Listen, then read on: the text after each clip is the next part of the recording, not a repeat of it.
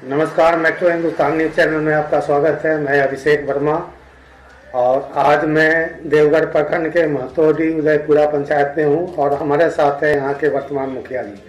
आज उनसे हम बात करेंगे, जानेंगे किस मुद्दों को लेकर गए थे चुनाव में और क्या क्या उनका आगे का प्लानिंग है। नमस्कार सर, आप अपना परिचय दीजिए। नमस्कार। मैं सुशील कुमार देव, मुखिया ग्राम पंचायत महतोडी उदयपुरा, प्रखंड देवघर, जिला देवघर। सर, मुखिया जी बनने से पहले क्या करते थे? क्या बोला? मुखिया जी बनने से पहले क्या करते थे? जी, मुखिया बनने के पहले 2010 में हमारी पत्नी मुखिया थी। बीच में हम लोग जनता का समर्थन नहीं प्राप्त कर सके और फिर आए, लेकिन लोगों की सेवाओं में कोई कमी नहीं रखी। अनवरत लोगों के साथ जुड़ा रहा, उनकी समस्याओं को सुनता रहा, उनके लिए लड़ते रहा। इसका परिणाम है कि 2022 में जो चुनाव हुई, यहाँ की जनता ने मुझे अपार समर्थन दिया, अपने सिर आँखों पर बिठाया, पुनः हम पर विश्वास किया है। हम उनकी सेवाओं में तत्पर हैं। उनकी आशा आकांक्षाओं में खरा उतरूंगा। उन लोगों को ऐसा विश्वास है और मैं विश्वास दिलाता भी हूँ। सर, अभी सरकार जो एक कार्यक्रम लाई है, आपकी योजना, आपकी सरकार आपके द्वार, ये कैसी योजना है, कैसा कार्यक्रम है? देखिए, सरकार की बहुत अच्छी महत्वाकांक्षी योजना है। बहुत से जनताओं को सरकार की चलने वाली योजनाओं के बारे में पता नहीं चलता। तो हेमंत जी की यह सोच है कि सरकार की जितनी भी योजनाएं जनता तक पहुंचे, उनको उनका लाभ मिले। इसीलिए प्रत्येक प्रखंड के प्रत्येक पंचायत में एक शिविर लगा करके और सब विभाग का एक एक काउंटर दे करके और लोगों को जागरूक करने के साथ साथ लाभ भी देने का प्रयास है। लोग समझे कि हमारे लिए कौन कौन सी योजनाएं हैं और हमें कैसे प्राप्त हो सकता है। सर, लड़कियों के लिए एक सावित्री फुले बाई योजना आई है जी, वो क्या है सर? लड़की किशोरी बालिकाओं के लिए सरकार की सोच है कि इसको उत्थान के लिए कुछ उसको एक राशि मिले। उसी को लेकर के क्लास 8 से लेकर के 12 तक के किशोरी बालिकाओं के लिए सरकार उसे प्रोत्साहित करने के लिए कुछ राशि देती है। उसे प्रोत्साहित करते पढ़े लिखे आगे बढ़े, यही योजना। सर, प्रधानमंत्री आवास योजना, उसकी क्या स्थिति है आपके पंचायत में? प्रधानमंत्री आवास योजना की स्थिति हमारे यहाँ बहुत दयनीय है। इसके पहले जब हम लोग 2010 में चुनाव जीत करके आए, तो उस समय की तत्कालीन प्रधानमंत्री मनमोहन सिंह द्वारा एक सर्वे कराया गया था, सामाजिक आर्थिक पारिवारिक गणना, इसी तरह करके कुछ था, जिसको सेव डाटा के रूप में लोग जानते हैं। उसके तहत गरीब परिवारों की एक सूची बनी थी जो 492 हमारे पंचायत में थी। तकरीबन 150 के आसपास यहाँ बनी। बाद बाकी सरकार का एक गाइडलाइन आया 17-18 में कि इसमें से बहुत से परिवार संपन्न हो गए होंगे, बहुत से लोगों को नौकरी हो गई होगी, लोग अपना घर बना लिए होंगे। अतः इसको कैंसिल करके ग्राम सभा के माध्यम से पुनः नाम डाला जाए और उसका नाम आवास प्लस रखा गया। इससे आवास प्लस में इतनी बड़ी धांधली हुई है, सब गरीबों का नाम हटा दिया गया है, बहुत से अमीरों का नाम डाला गया है, सही लाभुकों को लाभ नहीं मिल पा रहा है। मेरा पुनः इस चैनल के माध्यम से सरकार से अनुरोध होगा कि उस सेव डाटा को पुनः लागू किया जाए, चाहे पुनः ग्राम सभा करके सही गरीबों को लाभ देने की बात सोची जाए, तभी गरीबों को सही लाभ मिल सकेगा। सर, आपके पंचायत में कुछ ऐसी कमी या कोई ऐसी समस्या जो हमारे चैनल के माध्यम से राज्य सरकार हेमंत सोरेन तक पहुंचाना चाहेंगे? देखिए, कुछ ऐसी योजनाएं होती हैं जैसे कि सड़क।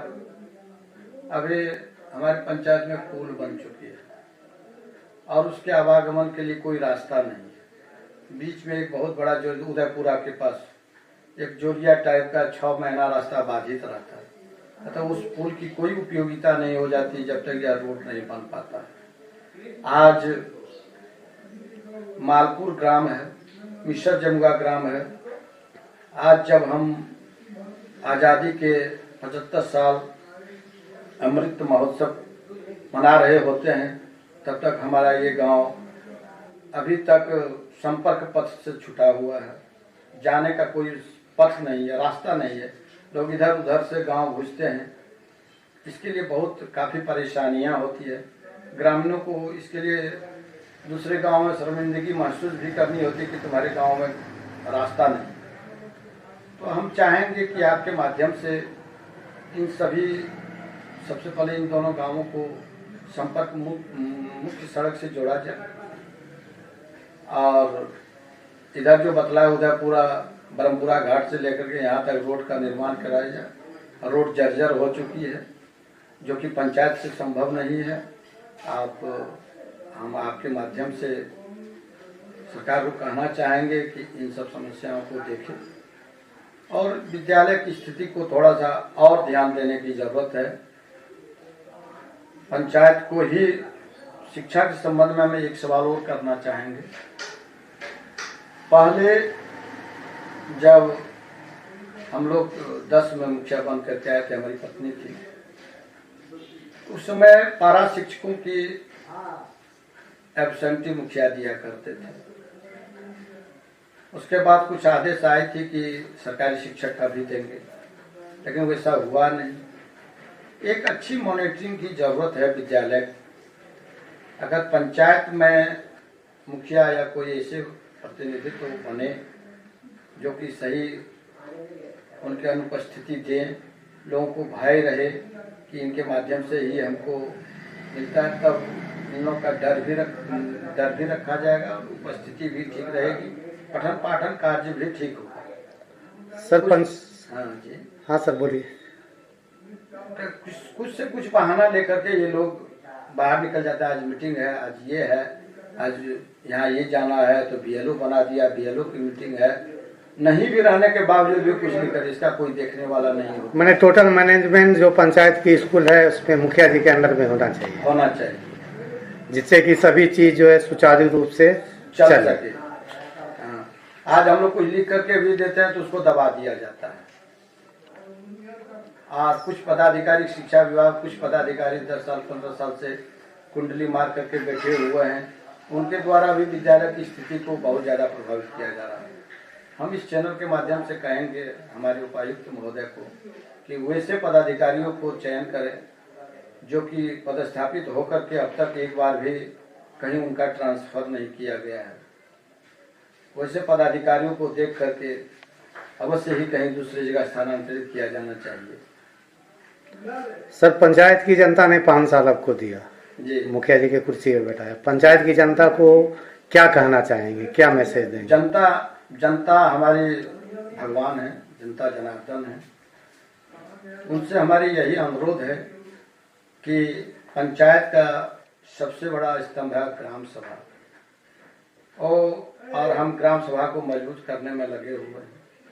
उनसे अपेक्षा है, चाहे वो विरोधी दल तो नहीं, विरोधी हों या किसी विचारधारा से हों, ग्राम सभा में आवें, अपनी बातों को रखें, एक विचारात्मक ढंग से विरोध भी प्रकट करें और आकर के ग्राम की रूपरेखा, ग्राम के विकास के लिए वो आकर के अपना रूपरेखा तैयार करें, ग्राम विकास में अपनी सहभागिता बनावें, हम लोगों को भी मजबूती प्रदान करें।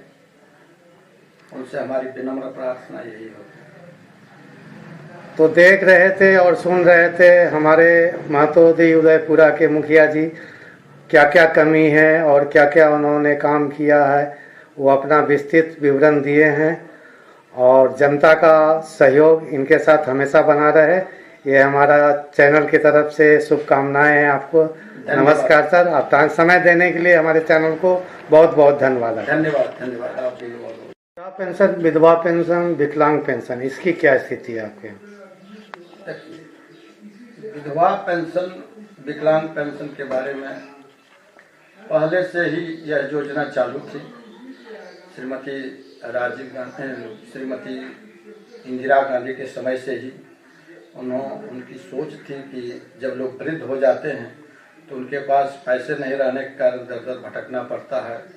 ग्रामीण इलाके में बहुत से लोग को कुछ अपनी आदत होती है खैनी, बीड़ी, सिगरेट करने का, और पैसा नहीं रहने के कारण लोग इस सब चीज़ को कर नहीं पाते। चाहे कहीं भी कोई नाती पोता हुआ 10-5 रुपया देने की बात हुई तो लोग दे नहीं पाते, अपने आप को असहाय महसूस करते हैं। ऐसी स्थिति में इंदिरा गांधी की सोच थी कि इनके हाथों में वृद्धा काल में भी कुछ आनी चाहिए। उसके तहत योजना लागू की गई। पहले ये 30 रुपया से प्रारंभ हुआ था, होते होते अभी 1000 रुपया तक मिलना प्रारंभ हुआ है।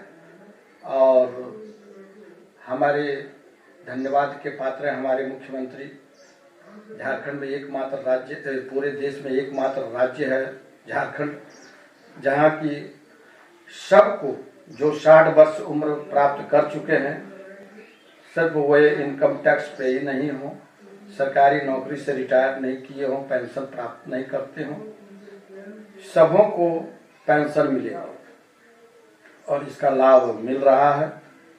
और ये बहुत ही अच्छा और सराहनीय कदम सरकार की है। सर, आपके यहाँ जो डीलर है उसकी क्या व्यवस्था है? राशन टाइम पे पंचायत की जनता को मिल रहा है? हमारे यहाँ आपूर्ति विभाग की थोड़ा सा हम कमजोरी कहेंगे, लाचारी कहेंगे। यहाँ मात्र 2 डीलर हैं पंचायत में, और एक डीलर को कुछ दिन तक उनके गलत आचरण, आपूर्ति सही ढंग से नहीं करने की वजह से निलंबित कर दिया गया था। उन्हें पुनः निलंबन मुक्त करके उन्हें देने का प्रयास किया गया। ऐसी स्थिति में लाभुकों को काफ़ी परेशानियां होती हैं। सर, बाल विवाह नहीं हो, ये एक अभिशाप है, इसके लिए पंचायत में क्या जागरूकता फैलाएंगे सर? सबसे पहले बाल विवाह नहीं हो, इसके लिए सबसे पहले तो सरकार की ओर से शिक्षा पर विशेष ध्यान दी जानी चाहिए। शिक्षा भी एकमात्र व्यवस्था की तहत चल रही है। जब तक लोग जागरूक नहीं होंगे तब तक यह रोका नहीं जा सकता। फिर भी लोगों में बहुत ज़्यादा जागरूकता आई है। बाल विवाह करीब करीब समाप्ति की ओर है। समाप्त तो हुआ नहीं है, समाप्ति की ओर है। आपके पंचायत में सर जो भी स्कूल है उसमें छात्रों के अनुपात में शिक्षकों की कमी है या पूरी है?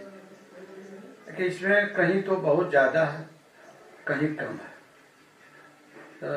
कहीं जैसे कि कुछ मिल, वहाँ मात्र 60-65 लड़के हैं और वहाँ 4-5 शिक्षक। हमारे यहाँ महतोडी में 200 से 200 के आसपास बच्चे हैं और मात्र 3 शिक्षक। शिक्षकों की संख्या बढ़नी चाहिए। मिड डे मील की क्या स्थिति है सर आपके यहाँ? मिड डे मील औसतन ठीक है, ठीक चलता है। हम लोग भी निगरानी करते हैं।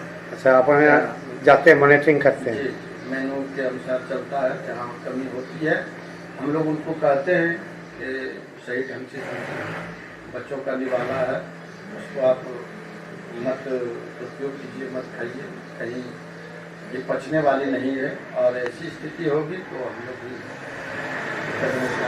सर, आपके यहाँ प्राथमिक स्वास्थ्य केंद्र है? हाँ, एक प्राथमिक स्वास्थ्य केंद्र है। तो वहाँ कौन बैठते हैं? वहाँ कोई नहीं बैठ रहा है। इसके लिए सर लिखित आपने कहीं दिए? लिखित दिया नहीं है, अभी विचार कर रहे हैं। जो एनएम है उनको बोले हैं कि आप सुधर जाइए, वहाँ की स्थिति भी जर्जर हो गई है। उनको बोले आप सुधर जाइए, पहले जो हो रहा था, नहीं तो हम एक बार आगाह करना हमारी जिम्मेदारी हो जाती है। देखिए, किसी को दंड देने से पहले उसमें सुधार लाने की आवश्यकता होती है। अगर नहीं सुधरे तब आप दंड की प्रक्रिया को कीजिए। सर, स्वच्छता अभियान के तहत शौचालय का निर्माण हो रहा था, आपके पंचायत में इसकी क्या स्थिति? शौचालय के निर्माण यहाँ बहुत पहले ही बन चुकी है शौचालय, और शौचालय का जो रूपरेखा मुझे पसंद नहीं है। लोग इसको क्या प्रयोग में नहीं लाते हैं, सिर्फ बन गया, सरकार के आंकड़ों में शौचालय दिखा दिया जा रहा है। अच्छा, बना है या बना है लेकिन लोग प्रयोग नहीं करते हैं। यूज नहीं कर रहे? शौचालय अगर देना है तो एक ढंग से शौचालय दे। जो राशि मिल रही है वो पूर्ण है? नहीं, अपर्याप्त है। राशि बढ़नी चाहिए और महंगाई बढ़ी है, इतना कम में बन नहीं पाता है। और हमारी सरकार से मांग है कि ये जो छोटा छोटा रूम बना करके कि हम शौचालय इतना बना दिए उतना बना दिए, कुछ जिस तरह की आवास में जिस तरह दिया जाता है कि इतना रुपया का एस्टिमेट होगा, आप अपने स्तर से भी बना सकते हैं। उसी तरह सरकार को चाहिए कि इसमें भी वैसा रूप अपनावे, ताकि लोग ढंग से अपना पैसा कुछ लगा करके भी सरकार सहयोग में कुछ अपना लगा करके ढंग से शौचालय बन जाए, तभी शौचालय का प्रयोग सही ढंग से हो सकेगा। सर, आपका जो अभी कार्यकाल हुआ है 6 महीने का लगभग हो रहा है, तो इस कार्यकाल में कुछ काम आपने करवाए हैं? जी, हमारे कार्यकाल में अभी कुछ पैसा 15वें वित्त से आया है, जिसमें हम लोगों ने देखा कि विद्यालय में बच्चों को पीने के लिए बहुत दिक्कत होती है, पानी के लिए चापाकल पर भीड़ लगाए रहता है। उस सब को ध्यान में रख करके पहले विद्यालय में हम लोग ने नल जल की व्यवस्था किया है। टंकी के माध्यम से नल के द्वारा पानी बच्चों को उपलब्ध कराते हैं। पानी की समस्या को करीब करीब हम सॉल्व कर चुके हैं। फिर ओपन जिम, खेल खेल में बच्चों को शिक्षा की व्यवस्था के लिए ओपन जिम की व्यवस्था की है। कुछ मूलभूत सुविधाएं पंचायत में थी, पंचायत भवन में बैठने कुर्सी सब के लिए भी हम लोगों ने किया है। और फिर वार्षिक प्लान बन रहा है जीपीडीपी के माध्यम से, हम उसको तैयार करके और पंचायत विकास की एक रूपरेखा तैयार करने का प्रयास किया है। ग्राम सभाएं हो चुकी है, विशेष ग्राम सभा भी हो चुकी है, कार्यकारिणी बैठक हो गई। अब हम लोग को इस स्वराज पर डाल करके और अगले साल से विकास की गति को आगे बढ़ाएंगे।